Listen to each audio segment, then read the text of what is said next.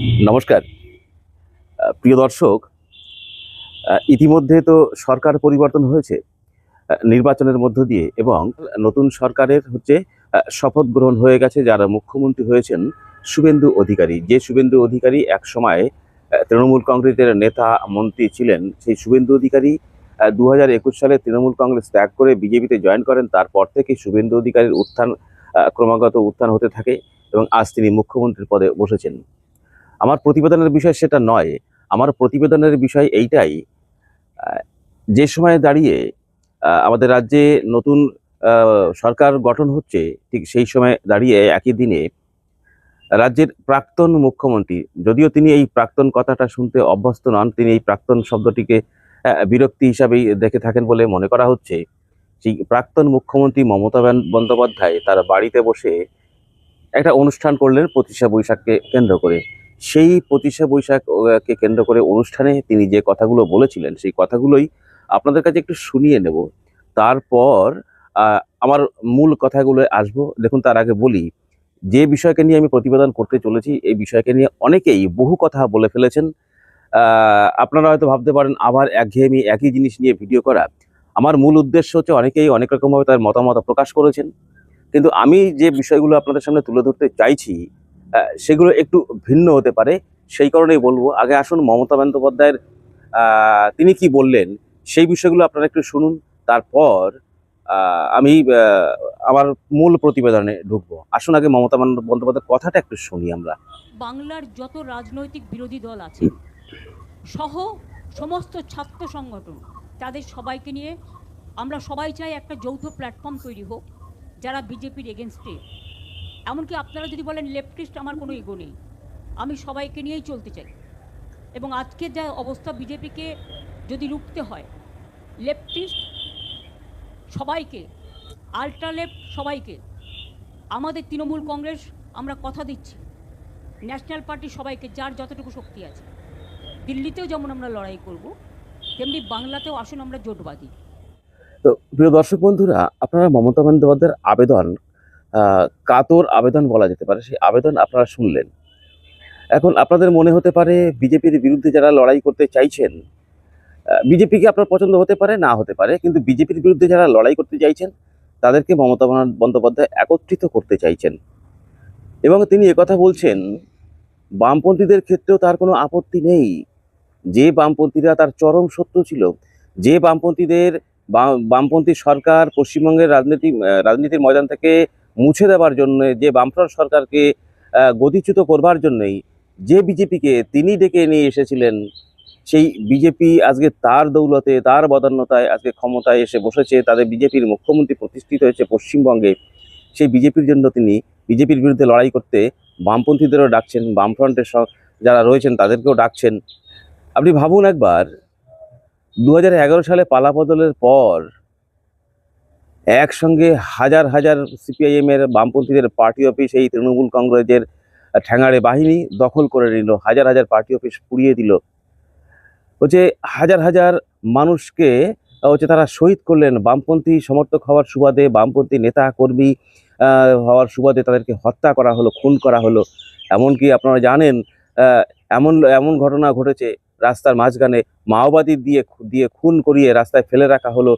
তার দেহ শ্মশানে নিয়ে যেতে বাধা সৃষ্টি করলো এই তৃণমূলের সহযোগিতায়। এই অভিযোগ তো বারবার তৃণমূলের বিরুদ্ধে উঠে আসে, যে বামপন্থীদের শেষ করবার জন্য বিজেপিকে পশ্চিমবঙ্গে রাস্তা দেখানো। বামফ্রন্ট সরকার যখন পশ্চিমবঙ্গ থেকে চলে যায়, তখন বিজেপির বিধায়ক সংখ্যা পশ্চিমবঙ্গে শূন্য।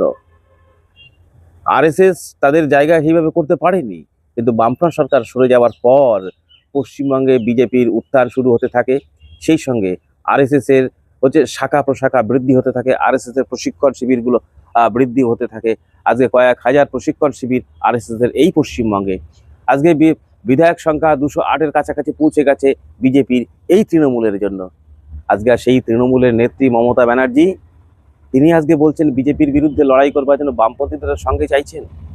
আপনার এতটুকু লজ্জাবোধ হচ্ছে না যে বামপন্থীদের কর্মী সমর্থকরা বা বামপন্থী হওয়ার সুবাদে, সিপিআইএম পার্টি করার সুবাদে যাদেরকে বাড়ি ছাড়া হতে হয়েছে, বাড়িঘর জ্বালিয়ে দেওয়া হয়েছে, বছরের পর বছর বাড়ির বাইরে কাটাতে হয়েছে, সেই বামপন্থী কর্মী সমর্থকদের সাহায্য পেতে চাইছেন, সেই বামপন্থী রাজনৈতিক দলগুলোর সাহায্য পেতে চাইছেন। আপনার দলের নেতারা এই কথাই তো বলেছেন, বামপন্থীদের লাল ঝান্ডা তাদেরকে বিরিয়ানির হাঁড়িতে ছাড়া দেখা যায় না। আজকে কোথা থেকে সেই বিষয় নিয়ে একটা ভিডিও আমি তৈরি করব। আজকে আপনার দলের পতাকা ডাস্টবিন থেকে তুলতে হচ্ছে, ডাস্টবিনে পড়ে থাকতে দেখা যাচ্ছে। আজকে সিপিআইএম 0 থেকে একজন বিধায়ক বিধানসভায় পৌঁছতে পেরেছে, মাত্র একজন। আর আপনার 80 জন বিধায়ক হওয়া সত্ত্বেও একটা বিজয় মিছিল করবার মতো ক্ষমতা হলো না। অথচ সিপিআইএম পার্টি তাদের সংখ্যা বাড়লো, বিধানসভায় গেল এবং তাদের সংখ্যা ক্রমাগতভাবে বৃদ্ধি পাচ্ছে। বহু বিধানসভা কেন্দ্রে সিপিআইএম পার্টি দ্বিতীয় জায়গায় রয়েছে, দ্বিতীয় স্থানে রয়েছে। যদি সঠিকভাবে সমস্ত রাজনৈতিক দলের সঙ্গে জোটটা করা যেত, কংগ্রেসের সঙ্গে জোট যদি হতো, বিভিন্ন জায়গায় বামপন্থীরা আরও সংখ্যায় বৃদ্ধি পেতে পারত। সে যাই হোক, কংগ্রেস আপনাদের সহযোগিতা করে দেওয়ার জন্য বামপন্থীদের সঙ্গে জোটে আসেনি। তা সত্ত্বেও সারা রাজ্যব্যাপী বামপন্থীদের উত্থান ক্রমাগতভাবে চোখে পড়ার মতো। আর বামফ্রন্ট সরকারের প্রাক্তন মন্ত্রী এখনো তিনি জীবিত রয়েছেন। তিনি বলেছিলেন এই দলটা উঠে যাবে, এই দলটা থাকতে পারে না, এই দলটার ভবিষ্যৎ খারাপ এবং এই দলকে, মমতা ব্যানার্জিকে বামপন্থীদের কাছে হাত জোড় করে আসতে হবে। অক্ষরে অক্ষরে মিলে যাচ্ছে বামফ্রন্ট সরকারের প্রাক্তন মন্ত্রী গৌতম দেবের কথা। এবং মমতা ব্যানার্জি যখন এই আবেদন করছেন, ঠিক সঙ্গে সঙ্গে সঠিকভাবেই বামপন্থীরা তথা সিপিএম পার্টির একাধিক নেতা সঙ্গে সঙ্গে প্রত্যাখ্যান করেছেন মমতা ব্যানার্জির এই প্রস্তাব। কেন যাবে বলুন তো আপনার সঙ্গে? আজকে নীতি নৈতিকতা নিয়ে সততার সঙ্গে রাজনীতি করে শূন্য হয়ে যাবার পরেও, দীর্ঘ 15 বছর ক্ষমতায় না থাকার পরেও যে রাজনৈতিক দল এখনো পর্যন্ত টিকে রয়েছে, হাজার হাজার নতুন প্রজন্মের ছেলে মেয়ে যারা বামফ্রন্ট সরকারের পুরোটা দেখেনি, বামফ্রন্ট সরকার সম্পর্কে বইতে জেনেছে মানুষের কাছ থেকে, তারা আজকে নীতি নৈতিকতা দেখে বামফ্রন্ট বা বামপন্থীদের সঙ্গে যুক্ত হয়েছে, নেতা নেতৃত্বের জায়গায় উঠে এসছে।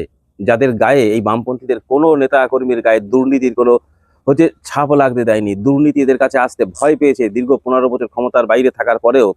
এবং সর্বোপরি তাদের দলটা টিকে রয়েছে, তাদের সংখ্যা ক্রমাগতভাবে বৃদ্ধি করছে। তাদের লাল ঝান্ডার পতাকা, লাল ঝান্ডাটি, যে লাল ঝান্ডা নাকি আপনাদের মতো নেতা নেত্রীর কথায় বিরিয়ানির হাড়িতে শোভা পায়, সেই লাল ঝান্ডাটি আবার ঊর্ধ্বে তুলে ক্রমাগতভাবে লাল ঝান্ডার সংখ্যা বৃদ্ধি পাচ্ছে, কালো মাথার সংখ্যা বৃদ্ধি পাচ্ছে এই লাল ঝান্ডার তলায়। সেই সময় দাঁড়িয়ে আপনাদের দলের অস্তিত্ব বিলীনের পথে ইতিমধ্যেই জামা পরিবর্তন শুরু হয়ে গেছে। আর যে দুর্নীতির পাক, যে দুর্নীতির দুর্গন্ধ আপনাদের কাছে গেলেই নাকে আসে, যে দুর্নীতির পাক আপনাদের গায়ে লেগে রয়েছে, সেই দুর্নীতিগ্রস্ত একটি রাজনৈতিক দলের নেত্রীর আহ্বানে বামপন্থীরা যাবে। তাদের নেতা কর্মীরা যেই বামপন্থার উপরে বিশ্বাস করে বামপন্থাকে আরো সামনের দিকে নিয়ে যেতে চাইছে সমাজ পরিবর্তনের লক্ষ্যে, সেই নতুন প্রজন্মের ছেলে মেয়ের মনে এক আঘাত হবে, তাদের বিশ্বাসে আঘাত করা হবে। সেই কারণেই কোনোভাবেই এটা সম্ভব হতে পারে না।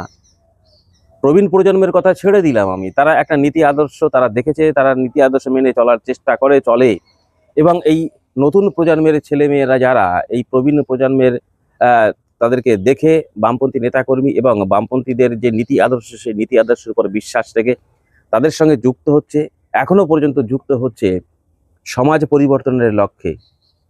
একটা সুন্দর সমাজ, যে সমাজে থাকবে না কোনো হানাহানি, যে সমাজে থাকবে না কোনো ভেদাভেদ, সেই সমাজ গঠন করতেই তো চায়, যেখানে নারী পুরুষ, ধনী দরিদ্র এর কোনো ভেদাভেদ থাকবে না। সেই সমাজ গঠন করতে চায় এই বামপন্থীরা, এই কমিউনিস্ট পার্টি। আর তার উপরে বিশ্বাস রেখেই নতুন প্রজন্মের ছেলেমেয়েরা এই বামপন্থীদের সঙ্গে ভিড় জমাচ্ছে।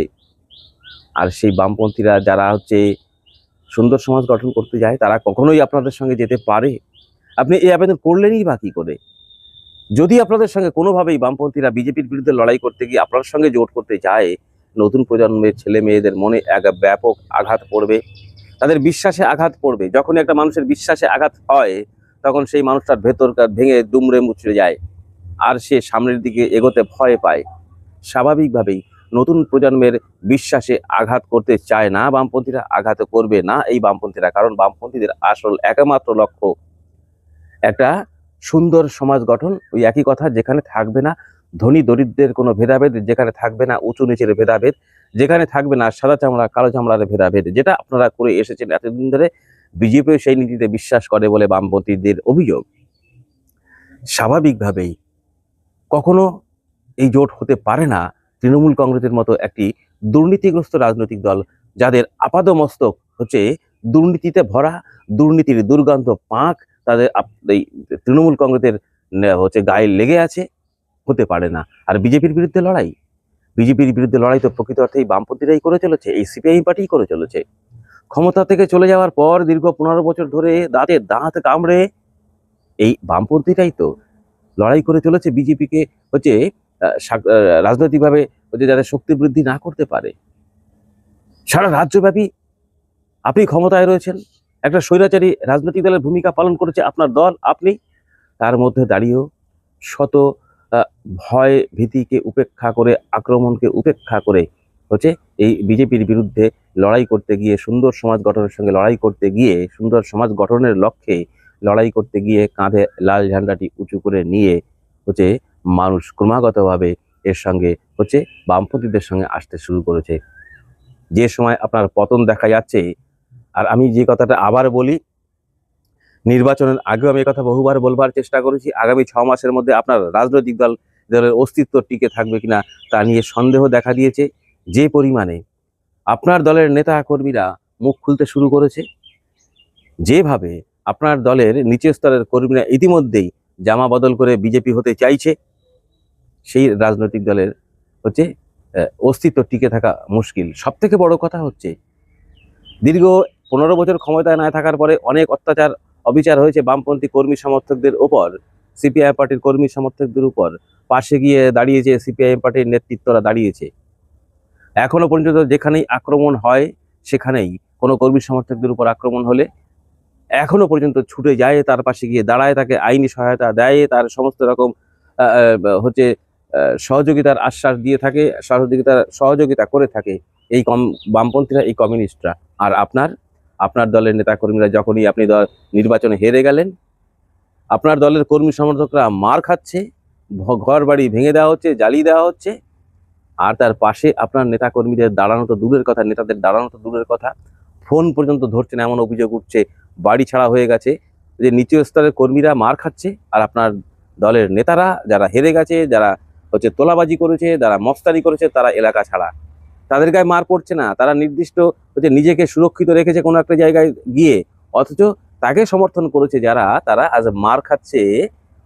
যাদের সঙ্গে অন্যায় করা হয়েছিল তাদের কাছে মার খাচ্ছে। আজকে তারা শক্তিশালী হয়েছে, তারা খানিকটা প্রতিশোধ নেবে, তাদের কাছে মার খাচ্ছে, ঘর বাড়ি জ্বালিয়ে দেওয়া হচ্ছে। কই তাদের পাশে দাঁড়াচ্ছে না তো আপনার দলের নেতারা? সেই কারণেই আপনার সঙ্গে যদি জোট বাঁধা হয়, তৃণমূল কংগ্রেসের সঙ্গে বামপন্থীরা যদি জোট বাঁধে, বামপন্থী যে নতুন, বিশেষ করে আমি বারবার একটাই কথা বলছি, নতুন প্রজন্ম, প্রবীণ প্রজন্ম হোক, যারা বামপন্থায় বিশ্বাস করে, যারা সুন্দর সমাজ গঠনের লক্ষ্যে লড়াই করে, তাদের বিশ্বাসে চরম আঘাত আসবে। বামপন্থী রাজনৈতিক দলের অস্তিত্বে একটা প্রশ্নচিহ্ন দেখা দেবে, সেটা বামপন্থীরা হতে দিতে চায় না। সেই কারণে নিশ্চিতভাবেই, আর যাই হোক, বিজেপির সঙ্গে লড়াই করতে গেলে বামপন্থীরা একক শক্তিতেই যথেষ্ট। আপনার কোনো সহযোগিতা বামপন্থীদের প্রয়োজন আছে বলে আমার অন্তত পক্ষে মনে হয় না। অতএব আপনি যে প্রস্তাব দিয়েছেন, এই প্রস্তাব প্রত্যাখ্যান করবে বামপন্থীরা, সর্বস্তরের কর্মী সমর্থকরা, এটাই আমি মনে করি, এবং সে প্রত্যাখ্যান হয়েছেও। অতএব এইটাই ছিল আমার বলার কথা, যে বিজেপির বিরুদ্ধে লড়াই করতে গেলে, আর যাই হোক, বামপন্থীর কোনোভাবেই তৃণমূলের সঙ্গে হচ্ছে কোনো রকম সম্পর্ক করা সম্পূর্ণরূপে এক অনৈতিক অবস্থা হবে। তৃণমূল দলটি উঠে যাবে, তৃণমূলের যে দুর্গন্ধ গায়ে লেগেছে, একটা পাঁকের মধ্যে তারা ডুবে আছে, আপাতমস্তক দুর্নীতিগ্রস্ত, সেই দলের সঙ্গে আর যাই হোক বামপন্থীদের কোনো রাজনৈতিক সম্পর্ক হতে পারে না। এইটাই হচ্ছে আমার আজকের এই পর্বের প্রতিবেদনের বিষয়। যদি আপনাদের মনে হয় এই প্রতিবেদনটি বহু সংখ্যক মানুষের কাছে পৌঁছে যাওয়া প্রয়োজন, তাহলে প্রতিবেদনটিকে প্রচুর পরিমাণে শেয়ার করে তৃণমূলের সর্বোচ্চ নেতৃত্বের কাছেও যাতে পৌঁছে যায়, এবং বামপন্থী নেতা নিচের স্তরের কর্মী সমর্থকদের কাছে যাতে পৌঁছে যায়, সে ব্যবস্থা করবেন। দেখা হবে পরবর্তী আরেকটি প্রতিবেদনের সঙ্গে। ততক্ষণ ভালো থাকুন, সুস্থ থাকুন।